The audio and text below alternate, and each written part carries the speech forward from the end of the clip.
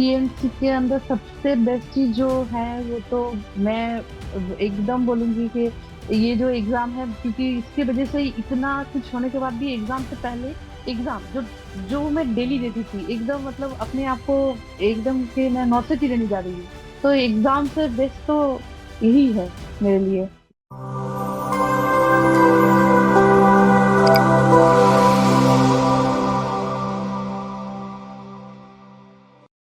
नमस्कार। एक बार फिर से आप सभी साथियों का हार्दिक स्वागत अभिनंदन टीएनसी की इस ऑनलाइन प्लेटफॉर्म पे। Myself Bhojan Palariya, assistant nursing student AIIMS Patna. एक बार फिर से सभी साथियों का हार्दिक स्वागत और मैं करता हूं। आज हमारे साथ एक बहुत ही जबरदस्त टॉप रैंकर्स, एक ऐसा आंकड़ा जो हासिल करने के लिए हर बच्चा तड़पता है।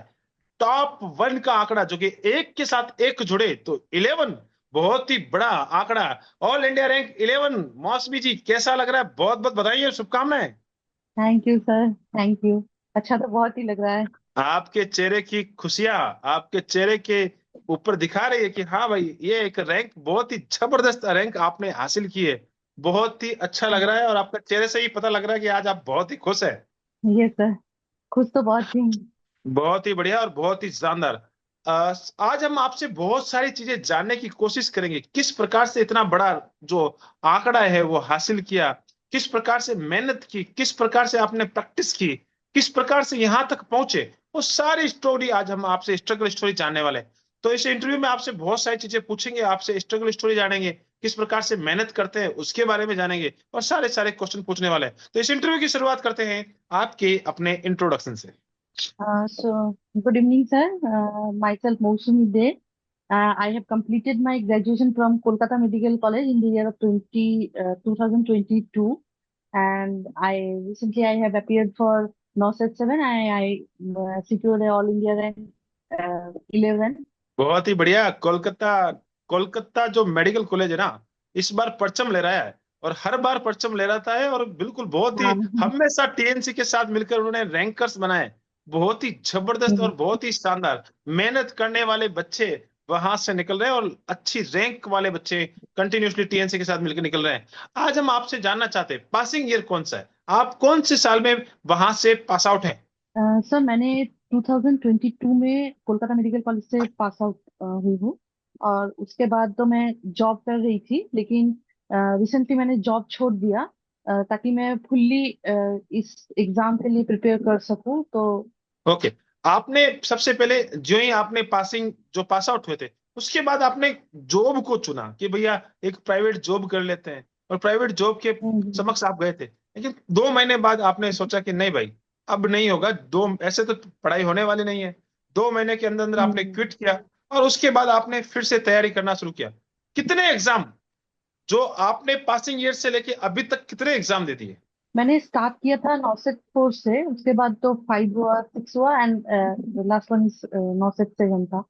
बस 4 एग्जाम दिए मैंने अब तक, तो 4 एग्जाम ही दिए नौसेट का। ओके, 4 एग्जाम दिए थे। सबसे पहला नोसेट आपने जब दिया था तो क्या रहा उसके अंदर?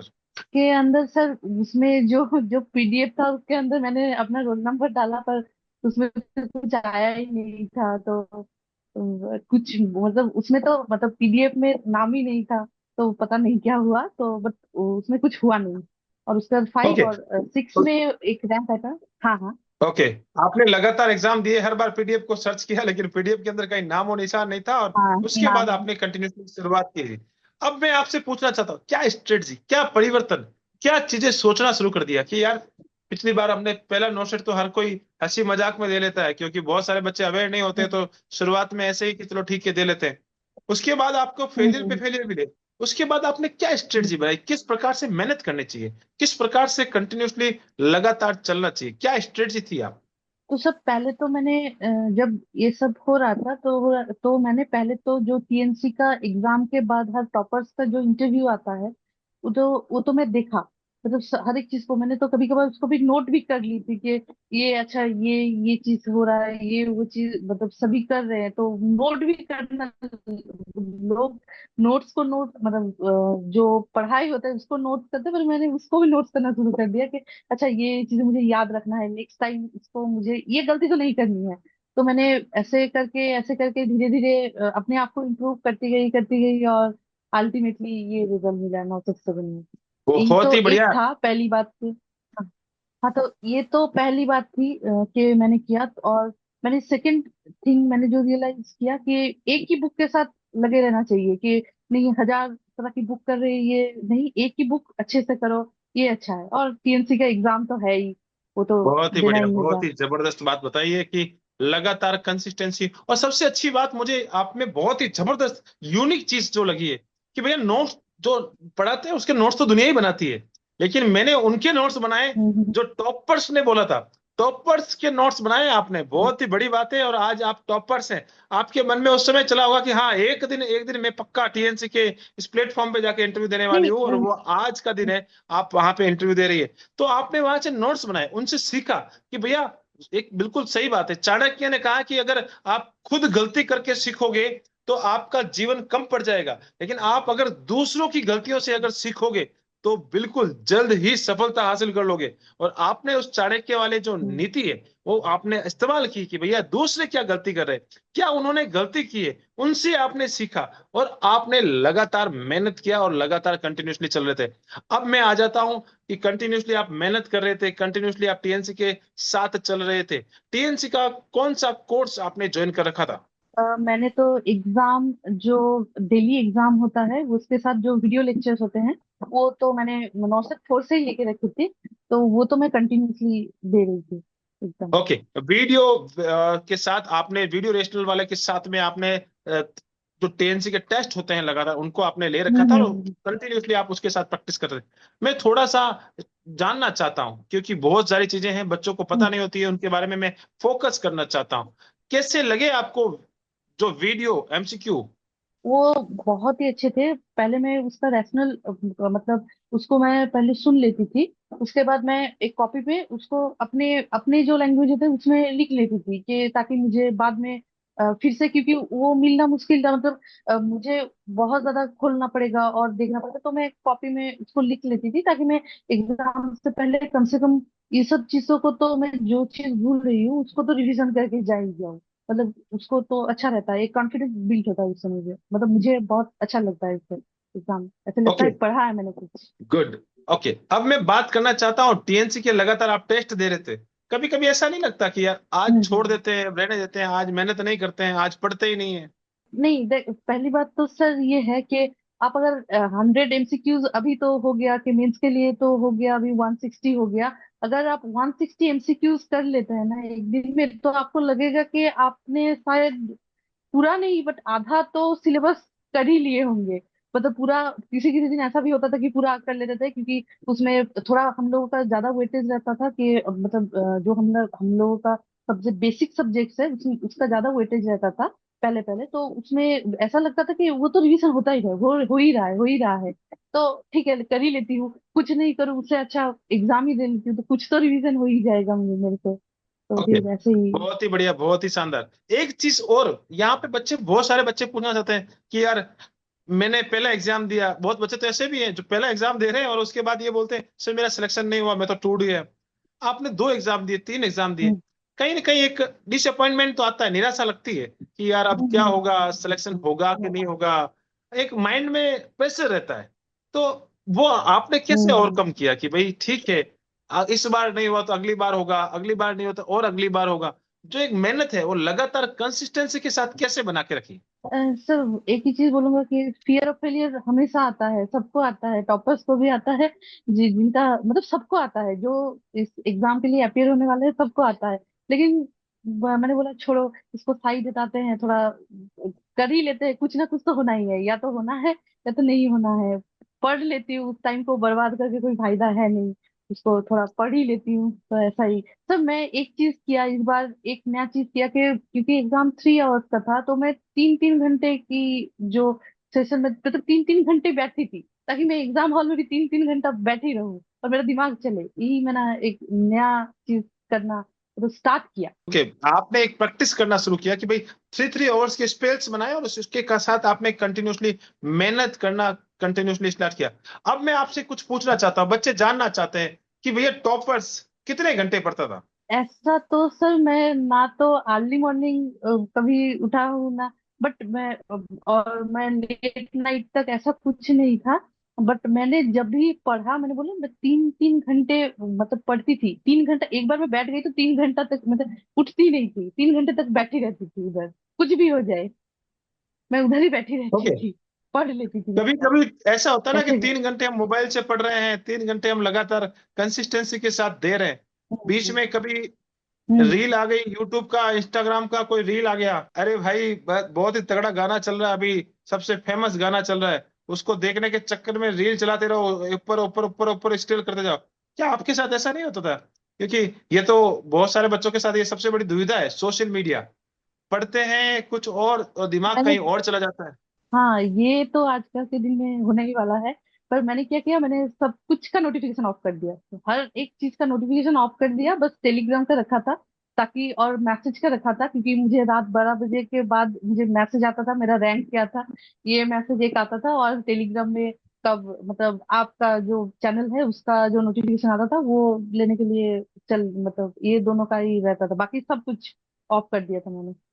और कुछ बहुत ही मतलब बढ़िया, ये थे। बहुत ही शानदार कि भैया आपने डिस्ट्रक्शन के अलावा जितने भी डिस्ट्रक्शन से उन सबको हटा दिया, सीधा सा सीधा हम्म सिंपल रखा कि मुझे काम की चीज किया है, उसके अंदर फोकस किया और उसके साथ आप लगातार कंटिन्यूअसली आगे बढ़ते गए, और बहुत ही जबरदस्त कंटिन्यूअसली आपने सक्सेस ली। एंजाइटी का माहौल है इस समय, क्या होता है कि बच्चा हम्म। एग्जाम से पहले, एक होता है ना कि बहुत डर लगता है, क्या बच्चे जानना चाहते हैं? टॉपर्स को भी ऐसे ही लग रहा था कि बहुत डर लग रहा है, बहुत डर लग रहा है? बहुत डर लग रहा था, बहुत डर लग रहा था। और सबसे मतलब खराब बात ये हो गया कि हम लोग जब एग्जाम सेंटर में पहुंचे वहां पर तो मिसअप हो गया था क्या, कि हम लोग का जो एडमिट कार्ड था ना उसमें बार कोड नहीं था। तो हम लोग वहां पर भाग के गए, और एक जेरोक्स, मतलब इतना लाइन था, इतना लाइन था। मेरी मम्मी बोल रही थी बेटा दिमाग थोड़ा ठंडा कर ले, ठंडा कर ले बेटा, ठंडा कर ले, ठीक होगा, सब ठीक होगा, सब ठीक होगा। मैंने बोला चलो देते हैं। मतलब हम तो पहुंच गए थे वहां पर 7 को ही पहुंच गए थे, मेरा एग्जाम तो 9 बजे से था। हमको 8 बजे मतलब 8 बजे मुझे वहां से मिला, एक जेरोक्स मिला, 1 घंटा लग गया मुझे ये जेरोक्स करने में। एग्जाम ऐसे से पहले करके दिमाग का दही बहुत हो डर गया। लगता, एकदम एकदम एकदम दही हो गया। बिल्कुल ऐसा लगता है ना कि यार, लेकिन मम्मी साथ में थी, बहुत ही बड़ी बात है। जब हाँ मम्मी पापा का हाँ, साथ रहे मम्मी ना तो साथ में थी। बिल्कुल 101% सफलता हम्म, मिलती है। मम्मी ने बोला चिंता ना कर बेटा, हम्म, अभी प्रिंट निकाल लेंगे, 1 घंटा ही तो बचा है, अभी हो निकाल जाएगा। लेंगे आराम से। बार कोड कोई बड़ी चीज है क्या उससे? ये देखो, ये सीखने हाँ वाली चीजें हैं। बहुत बड़ी बात है और बहुत ही ज्यादा जरूरी भी। कई बार छोटी छोटी गलतियां हमें पैनिक कर देती है, लेकिन आपने वहां पे भी अपनी एंजाइटी को कंट्रोल किया, एग्जाम हॉल में गए और एग्जाम हॉल के अंदर आपने कंटिन्यूसली टेस्ट दिया। अब एग्जाम हॉल के अंदर आप टेस्ट दे रहे थे, कैसा लग रहा था कि पहला क्वेश्चन अटेंड किया, अरे मजा आया, फिर दूसरा अटेंड किया, अरे वाह ये तो टीएनसी का कॉपी पेस्ट हो गया, तीसरा वाह मजा आ रहा है, हम्म। तो क्या ऐसी ही फीलिंग आ रही थी? हाँ हाँ सर, ये तो एकदम मतलब ये तो एकदम रियल फीलिंग था कि बहुत ऐसा बहुत सारा क्वेश्चन लग रहा था, जैसे लग रहा था बिकॉज मैं बहुत दिन से ये एग्जाम दे रही हूँ ना, तो मेरे लिए ये कुछ बहुत ज्यादा नया नहीं था। डर लग रहा था क्योंकि असली एग्जाम है, लेकिन उसके बाद जब बैठी मैं वहां पर, 1 घंटा मुझे टाइम मिला, मुझे रिलैक्स था, तो उसके बाद ठीक है, मैं रोज ही देती हूँ। सुबह उठ के मैं रोज ही देती हूँ, थोड़ा ये दिमाग तो ठंडा करके कर। ये नहीं मैं ये सर, कोई और एक नौ से चीज था। नया नहीं है, रोज का काम है हमारा तो। नहीं नहीं सर, मैं जब ऐसा नहीं है, मैं जब क्या हुआ, मैं जब रोज टीएलसी का एग्जाम देने बैठती थी ना, तो मैं ऐसे ही देती थी कि मैं जैसे एग्जाम हॉल में दे रही हूँ। मतलब कोई भी कुछ भी नहीं, दरवाजा घर का सब बंद कर देती थी कि मैं वही करूँ, मैं एकदम ऐसा ही माहौल रहे मेरे आसपास, कोई ना डिस्टर्ब करे, कुछ भी, एक मतलब एकदम पूरा पिन ड्रॉप साइलेंस हो, ऐसे करके ही देती थी। तो फिर वहां पर जाकर एग्जाम हॉल में इतना केओस के बाद भी मुझे थोड़ा मतलब मैं अपने आप को ठंडा कर पाई और मैंने एग्जाम दे दिया। बहुत ही बढ़िया, बहुत शानदार बात बोली है, इस बात में बहुत कुछ छिपा हुआ है कि भैया हमें जब भी एग्जाम देते हैं, रोजाना जब हम एग्जाम दे रहे हैं, तो हमें पिन ड्रॉप, यानी हमेशा एग्जाम, टीएनसी का टेस्ट दे रहे हो हम्म, लेकिन कोई बात नहीं, हमें एग्जाम की तरह ही देना है, तो ही हमें बहुत बड़ा फायदा मिलता है। ऐसे हम्म, बच्चे होते हैं कि सब्जी बना रहे हैं, रोटी बना रहे हैं और उसमें जाके क्वेश्चन को अटेम्प्ट कर रहे हैं, इस तरह से हम्म, एग्जाम देने से सिलेक्शन नहीं होते हम्म, हैं। आपको एग्जाम की तरह माहौल क्रिएट करना पड़ेगा और उसके बाद आप लगातार हम्म। कंटिन्यूसली एग्जाम देना है। अब मैं थोड़ा टीएनसी के बारे में पूछ मैंने लेता हूँ हाँ, हाँ। मतलब माइंड को मैंने ट्रेन किया कि कुछ भी हो जाए मैं वहाँ पर थोड़ा सा धीरे, मतलब क्योंकि मैं पहली जो 2 अटेम्प्ट थे ना, इसमें मैंने बहुत सारे ऐसे गलती किए जो मुझे नहीं करना चाहिए था, क्योंकि मैं डर गई थी, मेरा मतलब ऐसा हो गया था, तो फिर मैंने सोचा इस बार थोड़ा अलग तरह से ट्राई करती हूँ। बिल्कुल टेंशन फ्री होके, आर और पार, या तो होगा इस पार या उस हम्म पार।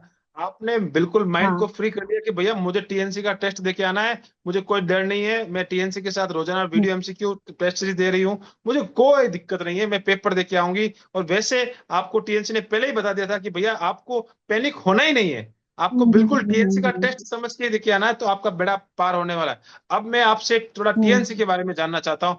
टीएनसी के अंदर आप रोजाना हाँ। एग्जाम दे रहे थे, तो कौन सी रैंक अमूमन आपकी आया करती थी डेली? जो आप रोजाना एग्जाम दे रहे थे, कौन सी रैंक के बीच में आपका फिक्स एक क्राइटेरिया था कि भाई मेरी रैंक इतने से लेके इतने के बीच में आती थी सर? पहले जब देने शुरू किया तो वो 1000 के अंदर आता था। उसके बाद धीरे धीरे वो 500 के अंदर आता गया, उसके बाद 100 के अंदर। लास्ट में मैंने जो दिया उसमें तो मेरा 100 200 के बीच ही रहता था। मेरा हाईएस्ट जो मुझे अभी तक याद है शायद कुछ 29 ऐसा आया था, मतलब रैंक आया था पीएनसी में। बहुत खुश हुई थी उस ओके। दिन भी। हाँ। और मेरा लकी नंबर है 29, और 29 ही हाँ। रैंक हाँ। आपका आया था, तो बिल्कुल मैंने लिख दिया था 29 मेरा लकी नंबर है। और इस बार 29 आपकी रैंक आई थी, और इस बार बहुत ही बड़ा एक अचीवमेंट है, बहुत ही बड़ी रैंक हासिल की है, 11 रैंक। अब मैं आपसे पूछना चाह रहा हूँ, एग्जाम हॉल से जब बाहर आते हैं, बहुत सारी अफवाहें चलती है मार्केट में। अरे पेपर ऐसा आ गया, हम्म। अरे पेपर वैसा आ गया, पेपर वन लाइनर था, पेपर ट्रिकी था, पेपर ऐसे था, पेपर वैसे था। पेपर की लैंग्वेज कुछ और होती है, बाहर कुछ आके और बन जाती है, यूट्यूब पे कुछ सॉल्यूशन और होता है। तो ये सारी चीजें चलती रहती है मार्केट में। तो आपको डर नहीं लगा कि यार इस बार मेरा सिलेक्शन होगा कि नहीं होगा? यार ये तो क्वेश्चन मेरा गलत हो गया, ये तो मेरा क्वेश्चन ही गलत हो गया, तो एक मन में एंजाइटी नहीं आई? पहली बात तो सर, मेरे एग्जाम से बाहर आने के बाद थोड़ा सा ऐसा फीलिंग था कि नहीं, एग्जाम अच्छा गया है। बट मैं ऐसा हूँ कि मैं उसके एग्जाम से बाहर निकलने के बाद मैं कुछ और नहीं देखती हूँ। मैं सब कुछ मतलब बंद कर दिया था, एकदम बंद कर दिया था कि मैं और कुछ मतलब टेलीग्राम बोलिए सब कुछ, मैं कुछ मतलब उसका सॉल्यूशन भी मैंने नहीं देखा था, मुझे बहुत डर लग रहा था। तो फिर मैंने बोला छोड़ ही दो।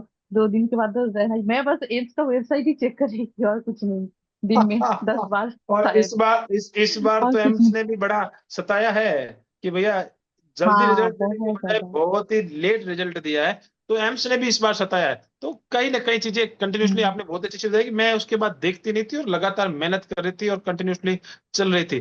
कौन कौन सी बुक्स आपकी इस जर्नी के अंदर हेल्पफुल रही है? जैसे सर मैं तो बहुत मतलब टारगेट हाई एक बुक था जो मैंने अच्छे से करना कोशिश कोशिश तो किया, मैंने खत्म तो नहीं कर पाई लेकिन किया, उसको अच्छे से किया। पीआर यादव था, हाँ मॉसबी था, एंड सॉन्डर्स था। सॉन्डर्स का जैसे सॉन्डर्स का क्वेश्चंस। तो ये सभी मतलब ये जो स्टैंडर्ड बुक्स होते हैं उसी को मैंने फॉलो करना कोशिश किया कि मैं कर पाऊंगी सब। बहुत ही बढ़िया, आपने स्टैंडर्ड बुक्स को फॉलो किया और लगातार टीएनसी के साथ आप वीडियो एमसीक्यू बैच और टेस्ट सीरीज के साथ कंटिन्यूसली चल रहे थे। टीएनसी के अंदर सबसे बेस्ट चीज क्या लग रही थी? पीएनसी के अंदर सबसे बेस्ट चीज जो है वो तो मैं एकदम बोलूंगी कि ये जो एग्जाम है, क्योंकि इसके वजह से इतना कुछ होने के बाद भी एग्जाम से पहले एग्जाम जो जो मैं डेली देती थी एकदम, मतलब अपने आप को एकदम के मैं नौसिटी देने जा रही हूँ, इसके वजह से ही मैं रोज देती थी। इसलिए मैंने उस टाइम पे जब अपने आप को काम मतलब काम किया, उसके बाद मैं बोला ठीक है चलो करते हैं। तो एग्जाम से बेस्ट तो यही है मेरे लिए, सबसे बेस्ट बहुत ही एकदम। बढ़िया, बहुत ही शानदार और बहुत ही अच्छी चीज। लास्ट में मैं आपसे एक सवाल पूछना चाहूंगा, और बहुत ही जबरदस्त सवाल है, और वो ये है कि टॉपर्स बताए कि भाई ये जो माइनस मार्किंग है वो कैसे कंट्रोल करें? सर माइनस मार्किंग के लिए सबसे बेस्ट जो है वो है एग्जाम देना, और अपने एग्जाम को कंटिन्यूअसली उसको, मैं जब भी एग्जाम देती थी, एग्जाम हो गया मेरा, मैंने उसको खत्म कर लिया, शायद उसमें मुझे ज्यादा टाइम नहीं लगता था। जैसे ये 3 घंटे का एग्जाम था पर मैंने शायद उसको 2.5 घंटे में खत्म कर लिया शायद। उसके बाद फिर भी मैं 2.5 घंटा, आधा घंटा होके 3 घंटा होगा ना, तो फिर भी मैं बैठी रहती थी कि एक बार में मैंने कर लिया तो इसको मैं खत्म करूंगी, इसको मैं देखूंगी मैंने क्या क्या गलत किया, उसको मैं लिखूंगी, उसके जो वीडियो सॉल्यूशन है सब मैं देखूंगी अपने, लिख लूंगी, उसके बाद ही मैं उठूंगी। ये मैं जरूर कर लेती थी, क्योंकि उसको बाद में रख देने से कुछ नहीं होने वाला, वो तो रह ही जाएगा।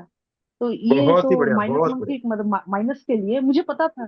तो उसमें मुझे एक आइडिया आ गया था कि मैं कितना माइनस करूँ, कितना मतलब कितना मेरा माइनस होता है कितना नहीं होता है।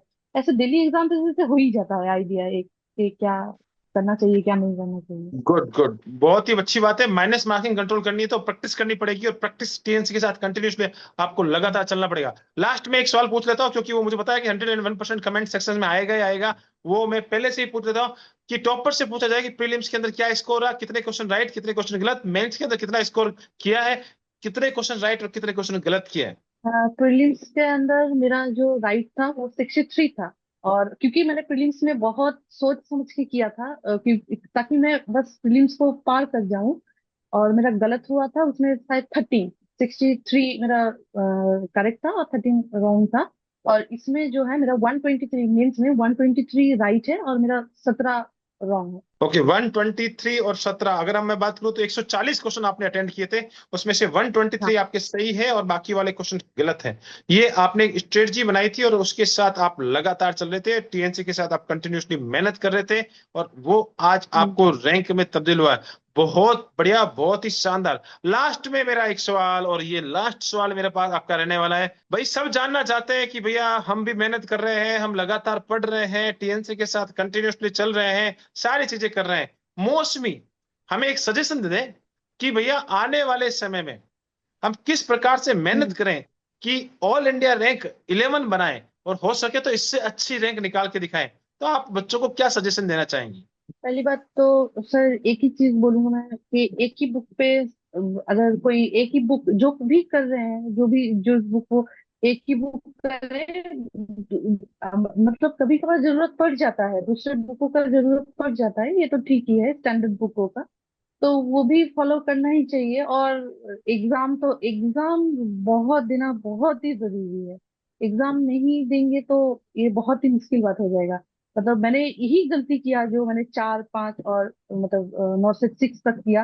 बट इस बार तो मैंने एग्जाम को ऐसे लिया कि ये तो और 9 से जैसे आएगा आएगा, मैं इसको को 9 से बना लेती हूँ वेरी गुड, डेली। बहुत ही जबरदस्त ये बात था। बोली है कि भैया बिल्कुल एक एक बुक पे टिका रहना है, बार बार इधर से उधर नहीं भागना है, एक प्लेटफॉर्म के साथ लगातार चलना है। और बहुत ही बड़ी बात बोल रही है कि पिछले जो 9 सेटों में मैंने गलती की थी, वो गलती ये थी कि मैंने क्वेश्चन प्रैक्टिस नहीं की थी।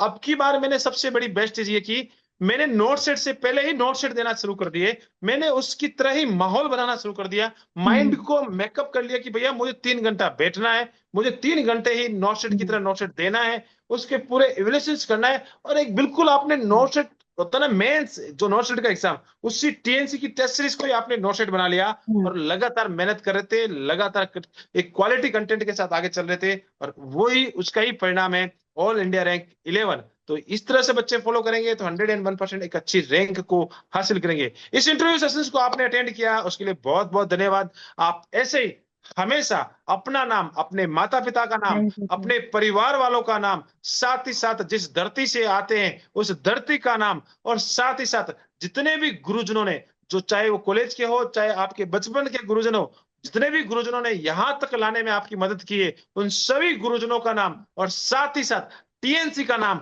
हमेशा रोशन करते रहे। जय हिंद, जय भारत, वंदे मातरम। Thank you so much.